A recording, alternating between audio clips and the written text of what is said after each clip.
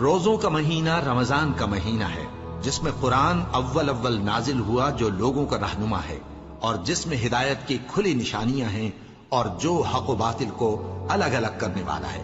تو جو کوئی تم میں سے اس مہینے میں موجود ہو، چاہیے کہ پورے مہینے کے روزے رکھے، اور جو بیمار ہو یا سفر میں ہو تو دوسرے دنوں میں روزے رکھ کر ان کا شمار پورا کر لے۔